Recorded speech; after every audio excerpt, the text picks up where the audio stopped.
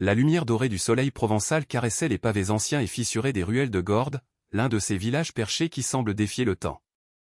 Assis sur les marches usées d'une fontaine asséchée, à l'écart du flux incessant de touristes, Léo observait le monde passer.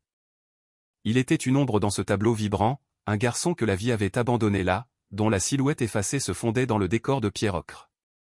Le murmure des conversations en diverses langues, le parfum des lavandes et des herbes de Provence flottant depuis les étals du marché, le chant strident des cigales, tout cela composait une symphonie de vie à laquelle il ne prenait pas part. Son ventre criait famine, un écho creux à l'opulence qui se déversait des boutiques chics et des terrasses de café bondées. Les gens passaient en hâte, leurs yeux captivés par la beauté du lieu, sans jamais s'abaisser sur la misère silencieuse assise à leurs pieds. Puis, un son rompit la routine de sa torpeur. Ce ne fut pas un cri, mais un souffle faible, un soupir rauque qui se fraya un chemin à travers le brouhaha ambiant. Léo leva les yeux et la vit. À quelques mètres de lui, près d'un coin animé de la place du marché, une femme venait de s'effondrer. Elle gisait sur le sol, une marionnette dont les fils avaient été subitement coupés. Son cœur, habitué à un rythme lent et résigné, s'emballa furieusement dans sa poitrine. Sans une seconde de réflexion, il bondit sur ses pieds et se précipita vers elle, l'adrénaline effaçant la faim et la fatigue. En s'agenouillant à ses côtés, il put voir de près la pâleur cireuse de son visage, ses lèvres légèrement bleutées et la difficulté angoissante avec laquelle sa poitrine se soulevait sous le ciel lumineux de l'après-midi. L'indifférence des passants était une muraille de verre. Certains ralentissaient, jetaient un regard curieux ou gêné, puis accéléraient le pas, comme si la détresse était contagieuse. Ignorant les regards fuyants et les murmures désapprobateurs, Léo souleva doucement sa tête, sentant la chaleur de sa peau et la fragilité de son cou entre ses mains. Il la posa délicatement sur ses genoux pour l'isoler du sol froid et dur des pavés. Cherchant frénétiquement une solution, une aide, il fouilla avec une prudence respectueuse dans les poches de son manteau de créateur, un tissu si doux qu'il semblait irréel sous ses doigts calleux. Il n'y trouva qu'un téléphone silencieux, un rectangle de verre et de métal froid et inerte, et une étrange clé métallique, lourde et brillante, dont le design complexe ne ressemblait à rien de ce qu'il connaissait. Il sentit son poids dans sa paume, un objet de mystère au milieu de l'urgence.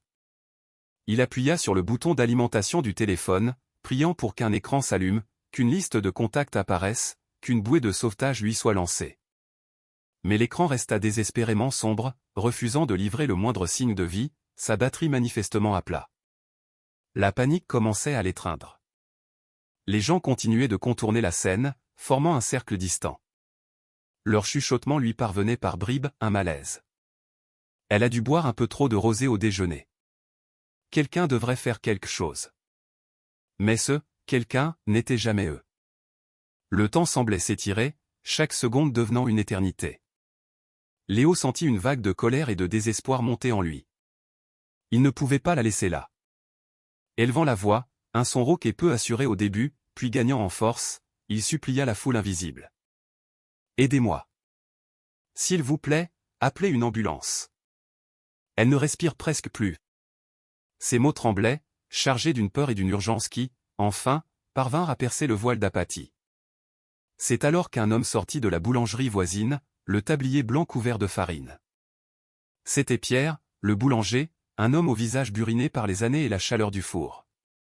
Choqué par la scène qui se déroulait juste devant sa boutique, il s'approcha, les sourcils froncés d'inquiétude. Léo lui montra la femme, ses yeux implorant de l'aide. Ses mains tremblaient de manière incontrôlable tandis qu'il prenait délicatement le poignet de l'inconnu pour chercher un pouls, une compétence apprise dans la dure école de la rue. Il sentit un battement, faible mais régulier, un fil de vie ténu auquel il se raccrocha. « Elle est vivante !» cria-t-il à Pierre. Le boulanger, reprenant ses esprits, se précipita à l'intérieur pour appeler les secours. L'attente qui suivit fut insoutenable. Léo resta agenouillé, protégeant la femme de son propre corps, lui murmurant des mots de réconfort qu'elle ne pouvait entendre. Enfin, le son lointain d'une sirène déchira l'air chaud de l'après-midi. Elle se rapprocha, son hurlement strident résonnant contre les façades de pierre, devenant plus fort à chaque seconde de silence douloureux. Léo n'avait aucune idée que la femme qu'il tentait de sauver, cette inconnue fragile au visage d'ange, cachait un secret d'une ampleur telle qu'il allait bientôt secouer le monde entier.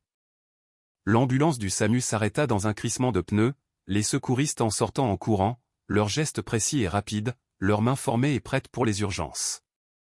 Ils prirent le relais avec une efficacité redoutable, mais Léo resta proche, refusant de s'éloigner, ses yeux fixés sur la poitrine de la femme qui montait et descendait, un rythme fragile et précieux. Ils la soulevèrent avec une infinie précaution sur la civière, la couvrant d'une couverture de survie dorée qui scintillait sous le soleil. L'un des secouristes se tourna vers Léo, lui posant une série de questions rapides. « Vous la connaissez? Savez-vous ce qui s'est passé? A-t-elle des antécédents médicaux ?» Léo, submergé par la panique et le choc, pouvait à peine formuler des réponses cohérentes. « Non. Je l'ai vue tomber. C'est tout. » Alors que les portes de l'ambulance se refermaient, son regard fut attiré par un éclat sous le manteau de la femme. Un bracelet en platine, serti de ce qui semblait être des diamants, dépassait de sa manche, un détail opulent que personne d'autre n'avait semblé remarquer. Ce n'était pas seulement la richesse de l'objet qui le frappa, mais le sentiment que quelque chose dans la présence de cette femme était fondamentalement différent. Une étrange aura de puissance, même dans son état de vulnérabilité, qui fit battre le cœur de Léo plus vite, non plus de peur, mais d'une intense curiosité. Les secouristes le remercièrent brièvement pour sa rapidité d'esprit, des paroles professionnelles qui se perdirent dans le tumulte de ses pensées. Son esprit tournait à plein régime, se demandant qui elle était, pourquoi une femme si manifestement riche s'était effondrée seule sur une place de marché. Alors que l'ambulance démarrait, sirène hurlante, une impulsion irrépressible s'empara de lui. Il se mit à la suivre, d'abord en marchant vite, puis en courant, esquivant les touristes et les étals, déterminé à ne pas perdre de vue le véhicule qui emportait la femme qu'il venait de sauver. Les rues de Gordes bourdonnaient de leur chaos quotidien, mais pour Léo, le monde s'était rétréci à la silhouette blanche et rouge de l'ambulance qui s'éloignait. Son attention restait entièrement fixée sur cette femme mystérieuse, une énigme sur une civière. Un passant, en le voyant courir, murmura à son voisin, « Elle doit être riche. Regarde ses vêtements. » Ces mots le frappèrent de plein fouet, bien qu'il ne comprît pas pourquoi cela devait importer à cet instant. Ses petites mains se serrèrent en poing alors qu'il se demandait si, après son acte courageux, quelqu'un remarquerait même sa présence, le garçon invisible qui avait osé intervenir.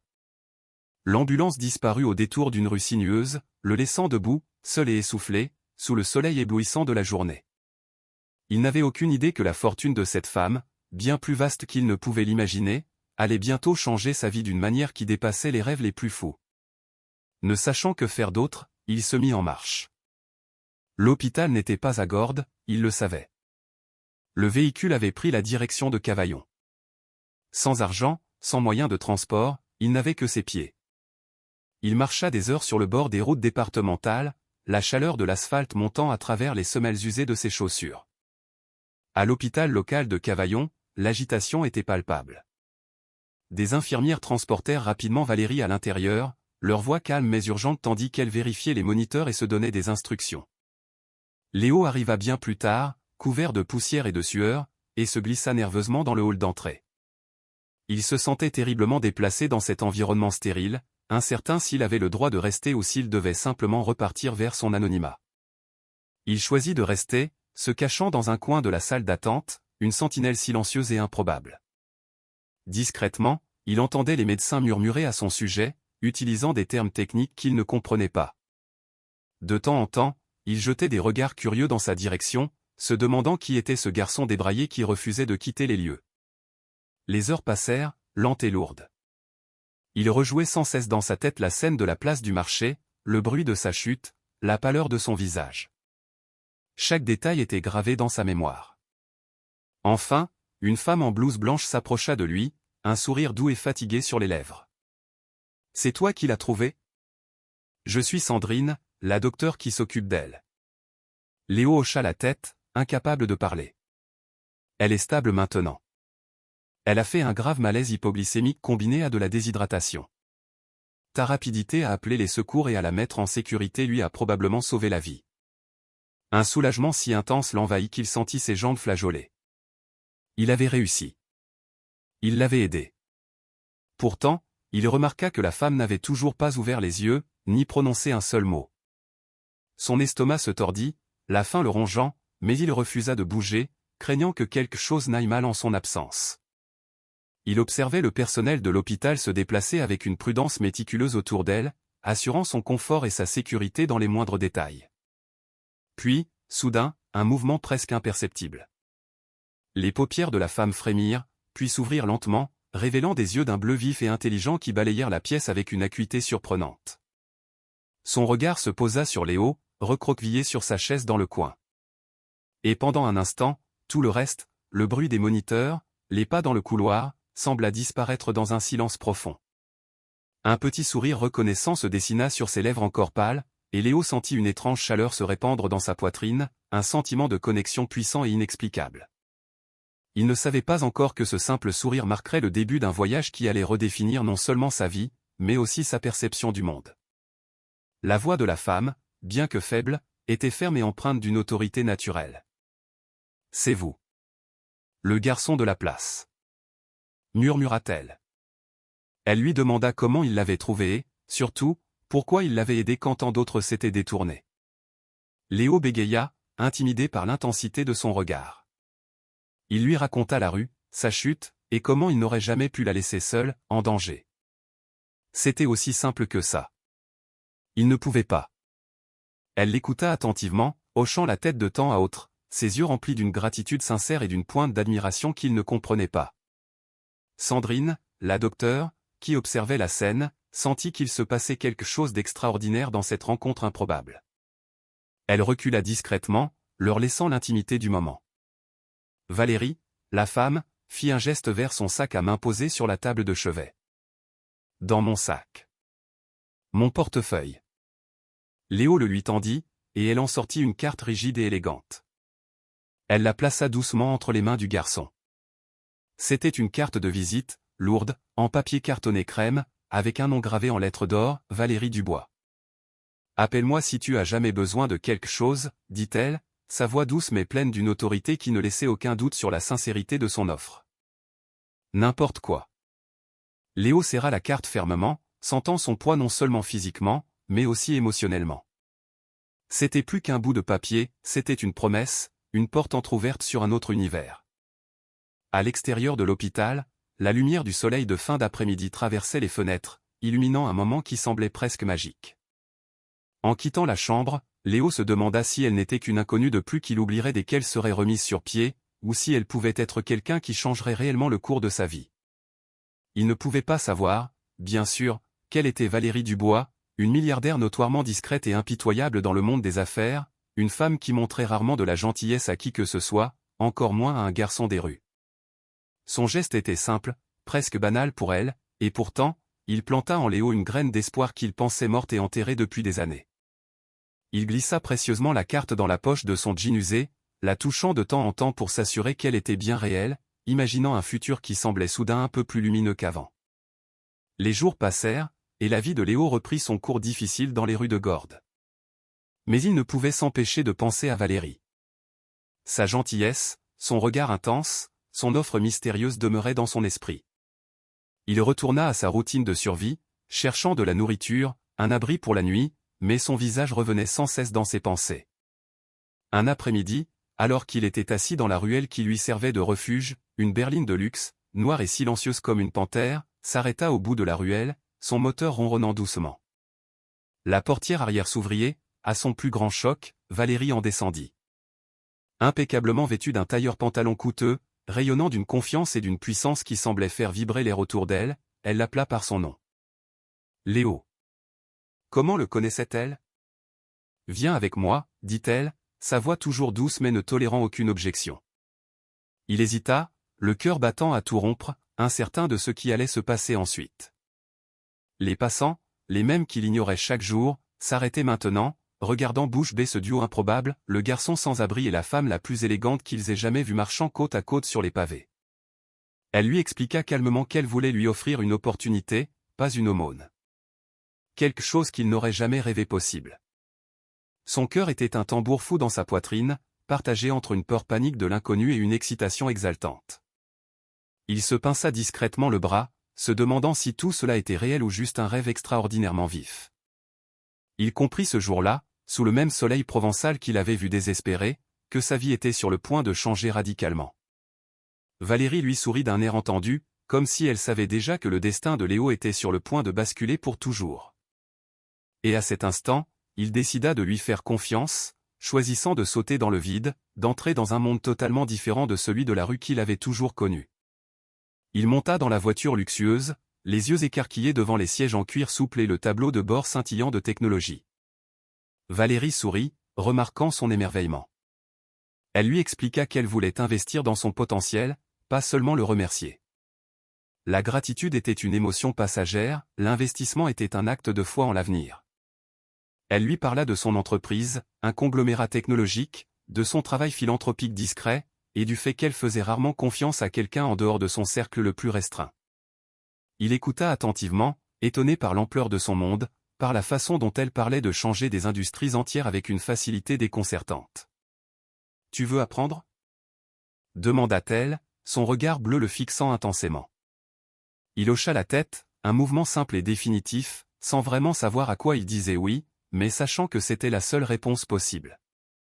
La ville de Lyon défila en un flou derrière les vitres teintées, la lumière du soleil scintillant sur les hauts gratte-ciel du quartier de la Pardieu. Elle lui tendit un carnet en cuir et un stylo élégant, lui disant que les idées et la détermination pouvaient avoir plus de valeur que tout l'argent du monde. Léo sentit une étincelle d'espoir, qu'il croyait éteinte depuis des années, se rallumer en une flamme vive, imaginant un futur qu'il n'avait jamais cru possible. Pour la première fois de sa vie, il réalisa que l'existence pouvait offrir plus que la simple survie au jour le jour, que les rêves, même les plus fous, pouvaient peut-être devenir réalité. Elle l'encouragea à voir grand, à s'imaginer un monde où lui-même pourrait faire une différence. La voiture s'arrêta devant un immense immeuble de verre et d'acier, le siège de son entreprise brillant sous la lumière vive de l'après-midi. Il en descendit, le cœur battant la chamade, prêt à entrer dans un monde qui semblait appartenir à un univers entièrement différent. À l'intérieur, il fut plongé dans un tourbillon d'activités. Des assistants, des managers et des conseillers en costumes impeccables allaient et venaient. Ils le traitèrent avec une politesse froide, mais il sentait leur regard curieux et se sentait terriblement à sa place. Valérie le présenta non pas comme un projet de charité, mais comme quelqu'un en qui elle croyait, quelqu'un dont elle voulait nourrir le courage rare. Elle lui fit visiter les bureaux, les salles de réunion ultramodernes et une petite bibliothèque privée remplie de milliers de livres qu'il n'avait jamais osé toucher auparavant. Chaque recoin du bâtiment respirait la richesse, la connaissance et l'opportunité, un contraste saisissant avec les ruelles sales et les abris de fortune qu'il avait toujours connus. Elle le guida vers un bureau tranquille avec une vue imprenable sur la ville, lui disant qu'il pouvait apprendre tout ce qu'il voulait, à condition de rester concentré et de travailler sans relâche. Il se mit au travail, griffonnant des notes frénétiquement, absorbant chaque mot, chaque leçon qu'elle ou ses tuteurs lui offraient généreusement. Les semaines se transformèrent en mois, et il commença à se métamorphoser. Il gagna en confiance, en compétence et développa une vision du monde qu'il n'aurait jamais imaginée. Valérie l'observait attentivement, impressionnée par sa résilience et par la vitesse fulgurante à laquelle il s'adaptait à ce nouvel environnement. Un après-midi, elle posa un ordinateur portable dernier cri sur son bureau, lui disant de commencer son propre projet, un projet qui lui tenait à cœur, car, insistait-elle, ses idées comptaient plus que son argent. L'excitation de Léo monta en flèche. Il réalisa qu'elle lui faisait confiance, plus que quiconque ne l'avait jamais fait dans sa vie. Il se lança corps et âme dans le développement d'une plateforme en ligne visant à connecter les jeunes sans-abri à des ressources éducatives et professionnelles. Chaque jour, sous le soleil qui filtrait à travers les immenses baies vitrées de son bureau, il apprenait de nouvelles façons de penser, de résoudre des problèmes et de rêver plus grand qu'avant. Et pourtant, il ne pouvait chasser de son esprit l'image de ce jour ensoleillé à Gordes où tout avait commencé. Des mois plus tard, son projet attira l'attention, non seulement au sein de l'entreprise mais aussi à l'extérieur, retenant l'œil des investisseurs sociaux et des médias. Il se souvenait des rues, du froid, de la faim, et mesurait le chemin incroyable qu'il avait parcouru depuis cette rencontre fatidique.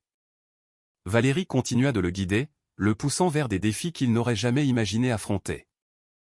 Ensemble, ils assistèrent à des réunions de conseils d'administration, à des conférences internationales et à des événements philanthropiques. Toujours sous un ciel clair et lumineux, les gens admiraient leur lien improbable, cette connexion mystérieuse entre une milliardaire et le jeune homme qu'elle avait pris sous son aile.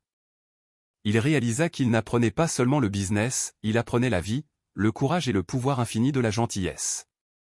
Les médias commencèrent à couvrir son histoire, le surnommant « le garçon des rues qui a sauvé une milliardaire ». Il riait de l'ironie de ce titre, sachant que c'était lui qui avait été sauvé, et d'une manière que l'argent ne pourrait jamais mesurer.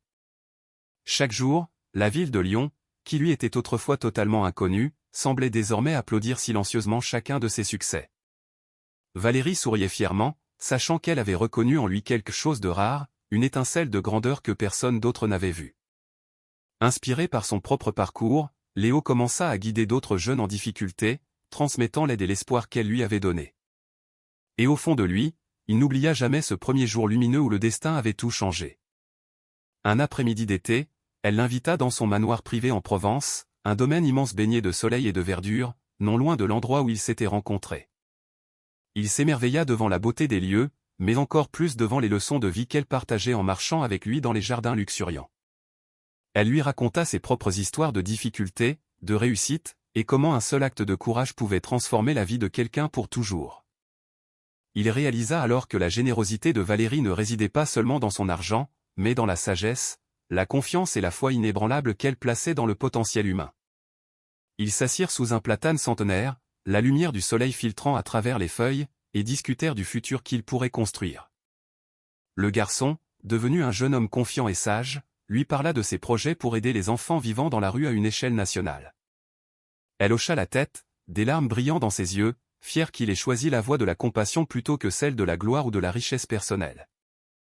Le lien entre eux avait dépassé celui de mentor et d'élève, c'était un respect et une confiance mutuelle, profond et indéfectible. Il comprit que le grand secret de Valérie n'était pas sa fortune, mais sa capacité à voir le meilleur chez les autres et à leur donner l'opportunité de le réaliser. Et en cet après-midi lumineux, il se promit d'honorer ce cadeau, quoi qu'il arrive ensuite. Des années plus tard, il retourna dans les rues, non pas pour y vivre, mais pour aider. Armé de son expérience et des ressources de sa fondation florissante, il fut accueilli par des enfants qui coururent vers lui, reconnaissant en lui un héros qui avait autrefois marché parmi eux en haillons. Ils construisirent des refuges, des écoles et des programmes de formation, tous inspirés par la femme qui, un jour, avait eu besoin de son courage. L'histoire était devenue une légende locale, le garçon sans abri qui avait sauvé une milliardaire, changeant ainsi son propre destin. Valérie observait tout cela depuis son bureau, souriant fièrement, sachant que la vague de gentillesse qu'elle avait initiée s'était multipliée au-delà de toute imagination. Il se tenait sous le soleil de la place du marché de Gordes, désormais confiant, puissant mais humble, tenant la main d'un enfant dans le besoin. Le garçon qui, autrefois, n'avait rien, donnait maintenant tout ce qu'il pouvait, transformant sa douleur passée en un but pour l'avenir. Et Valérie, autrefois une inconnue évanouie sur les pavés, était devenue le catalyseur d'un héritage qu'aucun d'eux n'oublierait jamais. Leur histoire, murmurée à travers la ville, prouvait que le courage et la gentillesse pouvaient réellement remodeler le destin. Et en pleine lumière du jour, ils savaient tous les deux que la vie avait une façon de surprendre ceux qui osaient se soucier des autres.